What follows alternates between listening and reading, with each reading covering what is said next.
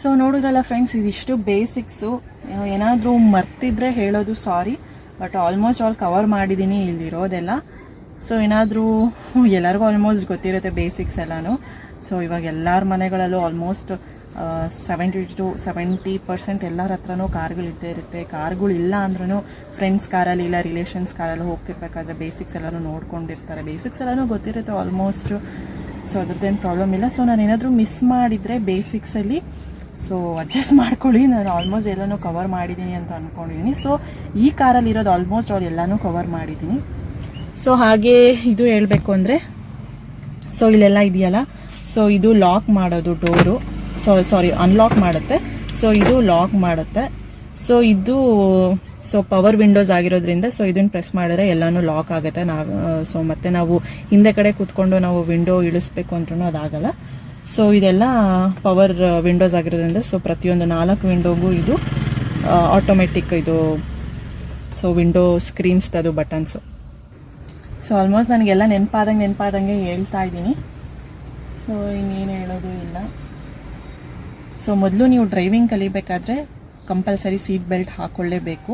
So ನಾನು ಇವಾಗ ನಿಮಗೆ ಟ್ಯುಟೋರಿಯಲ್ ತೋರಿಸೋದ್ರಿಂದ ನಾನು ಸೀಟ್ ಬೆಲ್ಟ್ ಹಾಕ್ಕೊಳ್ಳಲ್ಲ. ಬಿಕಾಸ್ ನನ್ನಲ್ಲೇ ಮನೆ ಹತ್ರನೇ ಲೇಔಟ್ ಇದೆ, ಸೊ ಅಲ್ಲೇ ತೋರಿಸ್ತಾ ಇದ್ದೀನಿ. ಬಟ್ ನೀವೆಲ್ಲೇ ಆಚೆಗಡೆ ನೀವು ಜರ್ನಿ ಮಾಡಬೇಕು ಅಂದ್ರೂ ನೀವು ಪಕ್ಕ ಕಂಪಲ್ಸರಿ 100% ಆಗಿ ನೀವು ಸೀಟ್ ಬೆಲ್ಟ್ ಹಾಕ್ಕೊಂಡೇ ನೀವು ಡ್ರೈವ್ ಮಾಡಬೇಕು.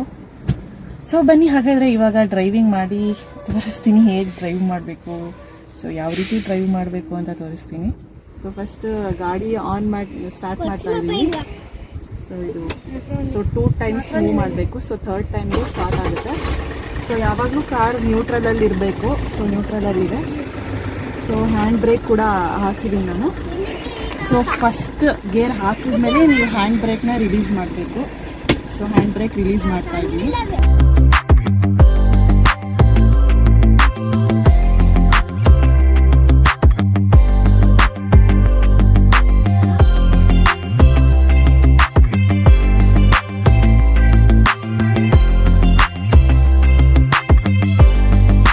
ಮಾಡಬೇಕಾದ್ರೆ ಸೊ ಇದು ಸ್ಟೇರಿಂಗ್ ಇರುತ್ತಲ್ಲ, ಸೊ ಇದು ರೈಟ್ ಕಡೆ ರೈಟ್ ವೀಲ್ ಇರುತ್ತೆ ಅಂತ. ಸೊ ಹೀಗೆ ವ್ಯೂ ಇರುತ್ತೆ.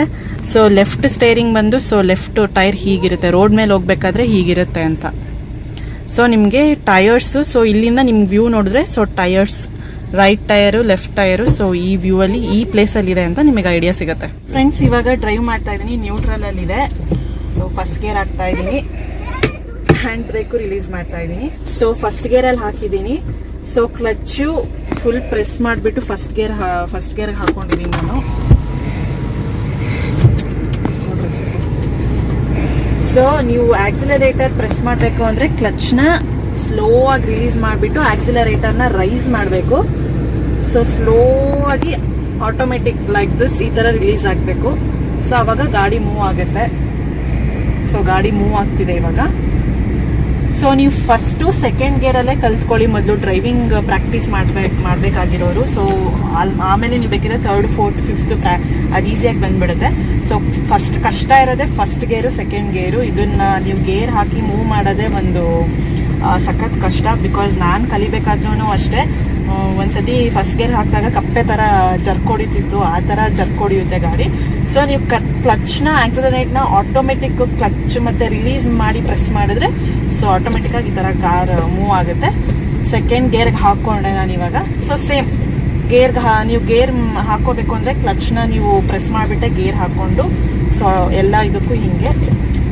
ಸೊ ಆಮೇಲೆ ನೀವು ಹಂಸು ಇದಕ್ಕೆ ಎಲ್ಲ ಬಂದಾಗ ಸೊ ಹಂಸು ಮತ್ತೆ ಇದೆಲ್ಲ ಬಂದಾಗ ನೀವು ಸೆಕೆಂಡ್ ಗೇರ್ ಹಾಕ್ಕೊಂಡೆ ನೀವು ಹಂಸ್ನೆಲ್ಲ ರೈಸ್ ಮಾಡಬೇಕು. ಸೊ ಆಮೇಲೆ ನೀವು ಎಲ್ಲಾದರೂ ಇವಾಗ ಟ್ರಾಫಿಕಲ್ಲಿ ಇರ್ತೀರಾ, ಆಮೇಲೆ ಹಂಪ್ಸ್ ಬಂತು, ಸೊ ಆ ಟೈಮಲ್ಲಿ ಫಸ್ಟು ಸೆಕೆಂಡ್ ಗೇರಲ್ಲಿ ಇದ್ದಾಗ ನೀವು ಕ್ಲಚ್ ಪ್ರೆಸ್ ಮಾಡೇ ಇರಬೇಕು. ಐ ಮೀನ್ ಹಾಫ್ ಕ್ಲಚ್ಚಲ್ಲಾದರೂ ಇರಬೇಕು. ಫಸ್ಟು ಸೆಕೆಂಡ್ ಗೇರಲ್ಲಿ ಇದ್ದಾಗ ಹಾಫ್ ಕ್ಲಚ್ ನೀವು ಪ್ರೆಸ್ ಮಾಡಿ ಇಟ್ಕೊಂಡೇ ಇರಬೇಕು. ಸೊ ನೀವು ಸ್ಲೋ ಆಗಿ ಹೋಗ್ತಿರುತ್ತೆ ಗಾಡಿ. ಎಲ್ಲ ಟೈಮಲ್ಲೂ ನಾನು ಕ್ಲಚ್ಚು ಪ್ರೆಸ್ ಮಾಡಿ ಅಂತ ಹೇಳಲ್ಲ.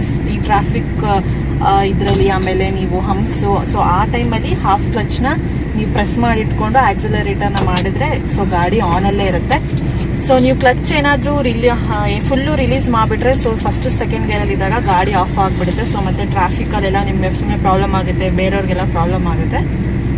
ಸೊ ಹಾಗಾಗಿ ಮತ್ತೆ ಫಸ್ಟ್ ಗೇರ್ಗೆ ಹಾಕೋತಾ ಇದ್ದೀನಿ.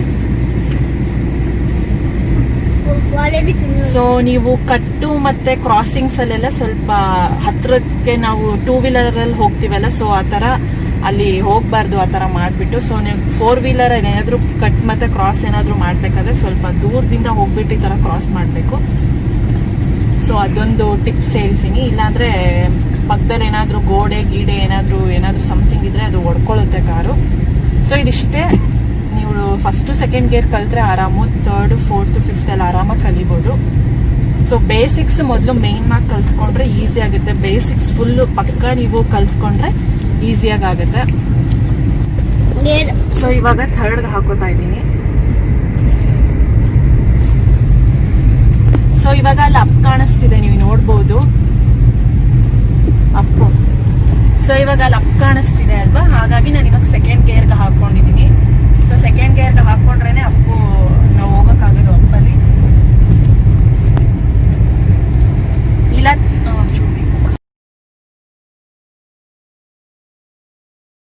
ಸೊ ಇವಾಗ ಏನಾದರೂ ನಾನು 3rd ಗೇರಲ್ಲೇ ಅಪ್ಪು ಎಲ್ಲ ನಾನು ಮೂವ್ ಮಾಡ್ತೀನಿ ಅಂದರೆ ಆಗಲ್ಲ, ಗಾಡಿ ಆಫ್ ಆಗಿಬಿಡುತ್ತೆ, ಗಾಡಿ ಇದು ಹೋಗೋದು ಇಲ್ಲ. ಸೊ ಅಷ್ಟೇ, ನೀವು ಎಲ್ಲಾದರೂ ಘಾಟ್ ಸೆಕ್ಷನಲ್ಲಿ ಇಲ್ಲ ಬೆಟ್ಟ ಘಾಟ್ ಸೆಕ್ಷನಲ್ಲಿ ನೀವು ಹತ್ತಬೇಕಾದ್ರೆ ಆವಾಗಲೂ ಅಷ್ಟೇ ಫಸ್ಟು ಸೆಕೆಂಡ್ ಗೇರಲ್ಲೇ ಹೋಗೋದು, 3rd 4th 5th ಅಲ್ಲೆಲ್ಲ ಹೋಗಲ್ಲ. ಆವಾಗಲೇ ನಿಮಗೆ ಕಂಡೀಷನ್ ಗೊತ್ತಾಗುತ್ತೆ, ಕಾರಿನ ಕಂಡೀಷನು ಹೇಗಿದೆ, ಹೇಗೆ ಮೂವ್ ಆಗ್ತಿದೆ ಅಂತ ನಿಮಗೆ ಗೊತ್ತಾಗುತ್ತೆ. ಆಟೋಮೆಟಿಕ್ಕಾಗಿ ಆವಾಗ ನೀವೇ ಚೇಂಜ್ ಮಾಡ್ಕೋತೀರಾ.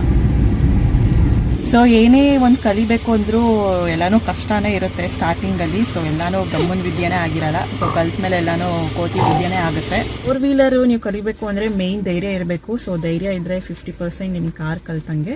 ಸೊ ಮುಂದೆ ನೀವು ಕಾರ್ ನೀವು ವ್ಯೂ ನೋಡಬೇಕಾದ್ರೆ ಎಷ್ಟೊಂದು ಆಪೋಸಿಟ್ ಎಲ್ಲ ಬರ್ತಿರತ್ತೆ. ಸೊ ಅದಕ್ಕೆಲ್ಲ ಹೆದರ್ಕೋಬಾರ್ದು, ಅಯ್ಯೋ ಅಷ್ಟು ದೊಡ್ಡ ಲಾರಿ ಬರ್ತಿದೆ, ಇಷ್ಟು ದೊಡ್ಡ ಕಾರ್ ಬರ್ತಿದೆ, ಅಷ್ಟು ದೊಡ್ಡ ಬಸ್ ಬರ್ತಿದೆ ಅಂತ. ಸೊ ಆರಾಮಾಗಿ ನೀವು 2 ವೀಲರ್ ಹೇಗೆ ಓಡಿಸ್ತೀರೋ ಹಾಗೆ ಓಡಿಸಿ. ಬಟ್ ಪ್ರಾಕ್ಟೀಸ್ ಇರಬೇಕು 4 ವೀಲರಲ್ಲಿ. ಸೊ ನೀವು ಪ್ರಾಕ್ಟೀಸ್ ಮಾಡಬೇಕು ಅಂದರೆ ಬೆಸ್ಟ್ 4 ವೀಲರ್ ಪ್ರಾಕ್ಟೀಸ್ ಮಾಡಬೇಕು ಅಂದರೆ ದೊಡ್ಡ ಫೀಲ್ಡ್ ಸೆಲೆಕ್ಟ್ ಮಾಡ್ಕೊಳ್ಳಿ. ಸೊ ಅಲ್ಲಿ ನೀವು ಫೀಲ್ಡಲ್ಲಿ ಪ್ರಾಕ್ಟೀಸ್ ಮಾಡಿಕೊಂಡ್ರೆ ಬೇಗ ಬಂದ್ಬಿಡುತ್ತೆ. ಬಿಕಾಸ್ ಯಾವುದು ಡಿಸ್ಟರ್ಬೆನ್ಸಸ್ ಇರಲ್ಲ. ಸೊ ನೀವು ಈ ಕಡೆ ತಿರುಗಿಸಿದ್ರು ಸೊ ಎಲ್ಲೂ ನಿಮಗೆ ನೀವು ಹೊಡ್ಕೊಳ್ಳೋದಾಗಲಿ ಕಾರು ಏನಾದರೂ ಗುದ್ದೋದಾಗಲಿ ಆ ಥರದ ಏನೂ ನಿಮಗೆ ಚಾನ್ಸಸ್ಸು ಇರಲ್ಲ.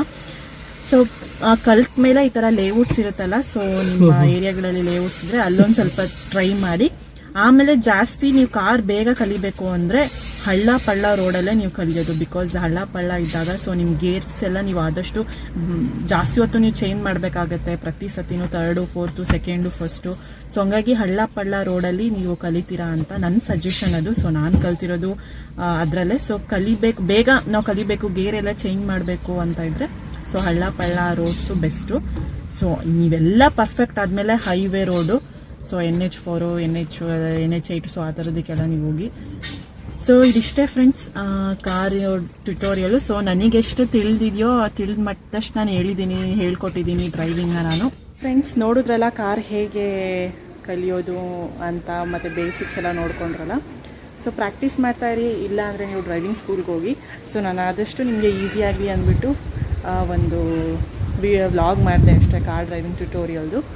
ಸೊ ತಮ್ನೈಲ್ ಬಂದು XUV ಇದೆ, ತಮ್ನೈಲ್ ಹಾಕಿದ್ದೀನಿ, ಚೆನ್ನಾಗಿರುತ್ತೆ ತಮ್ನೈಲ್ದು ಅಂತ. ಸೊ 2 ಕಾರು ತಂದಿದ್ವಿ. ಸೊ ಈಸಿ ಆಗಿರೋದೇ ನಾನು ತೋರಿಸ್ತೀನಿ. ಸೊ XUVಗಿಂತ ಶಿಫ್ಟು ಸೊ ಚಿಕ್ಕದು ಹಾಗೆ ಈಸಿ ಇರೋದ್ರಿಂದ ನಾನು ಶಿಫ್ಟಲ್ಲೇ ತೋರಿಸ್ದೆ ಅಷ್ಟೇ. XUV ತಮ್ನೈಲ್ ಹಾಕಿಬಿಟ್ಟು ಯಾಕಪ್ಪ ಶಿಫ್ಟು ಕಾರ್ ಡ್ರೈವಿಂಗ್ ತೋರಿಸಿದ್ರು ಅಂತ ಅಂದ್ಕೋಬೇಡಿ. ಅದು ಸುಮ್ಮನೆ XUV ಶಿಫ್ಟು 2 ತಂದಿದ್ವಿ. ಸೊ ಯಾವುದಾದ್ರೂ ತೋರಿಸೋಣ ಅಂತ ಅಂದ್ಕೊಂಡಿದ್ದೆ. ಬಟ್ ಶಿಫ್ಟೇ ಬೆಟರು ನಿಮಗೆ ಕಲಿಯೋದಕ್ಕೆ. ಸೊ ಶಿಫ್ಟೇ ಈಸಿ ತೋರಿಸೋದಕ್ಕೆ ಹಾಗೆ ಕಲಿಯೋದಕ್ಕೂ. ಶಿಫ್ಟು ಮತ್ತು ಚಿಕ್ಕ ಗಾಡಿಗಳು ಈಸಿ ಅಂದ್ಬಿಟ್ಟು ಶಿಫ್ಟ್ ಕಾರಲ್ಲೇ ಕಳಿಸ್ದೆ ಅಷ್ಟೇ. ಸೊ XUV ತಮ್ನೇಲ್ ಹಾಕ್ತೆ, ಚೆನ್ನಾಗಿತ್ತು ಫೋಟೋಗ್ರಫಿಗೆ ಎಲ್ಲ ಅಂತ. ಸೊ ಇವತ್ತಿಂದು ಕಾರ್ ಡ್ರೈವಿಂಗ್ ಟ್ಯುಟೋರಿಯಲ್ ವ್ಲಾಗ್ ಇಷ್ಟೇ ಫ್ರೆಂಡ್ಸ್. ಸೊ ವ್ಲಾಗ್ ಇಷ್ಟ ಆಗಿದೆ ಅಂತ ಅಂದ್ಕೊಂಡಿದ್ದೀನಿ. ನಾನು ಫುಲ್ಲು ಪ್ರಯತ್ನ ಮಾಡಿದ್ದೀನಿ, ತುಂಬಾ ಕಷ್ಟ, ಈಸಿ ಅಂತ ಅಂದ್ಕೋಬೇಡಿ ಒಂದು ಯೂಟ್ಯೂಬ್ ಮಾಡೋದು ಅಂದರೆ. ಸೊ ಈ ಥರ ಕಾರ್ ಡ್ರೈವಿಂಗ್ದು ವ್ಲಾಗ್ಸ್ ಎಲ್ಲ ಮಾಡೋದಕ್ಕೆ ತುಂಬಾ ಕಷ್ಟ ಆಗುತ್ತೆ. ಸೊ ಪ್ಲೀಸ್ ಲೈಕ್ ಮಾಡಿ. ಸೊ ನೀವು ಲೈಕ್ ಮಾಡಿದರೆ ಕಂಟೆಂಟ್ ಇಷ್ಟ ಆಗಿದೆ ಅಂತ ನಾನು ಅಂದ್ಕೋತೀನಿ. ಸೊ ಇವತ್ತಿಂದು ವಿಡಿಯೋ ಇಲ್ಲಿಗೆ ಎಂಡ್ ಮಾಡ್ತಿದ್ದೀನಿ ಫ್ರೆಂಡ್ಸ್. ಮತ್ತೆ ಮುಂದಿನ ಬ್ಲಾಗಲ್ಲಿ ಸಿಗ್ತೀನಿ. ಅಲ್ಲಿವರೆಗೂ ಬಾಯ್.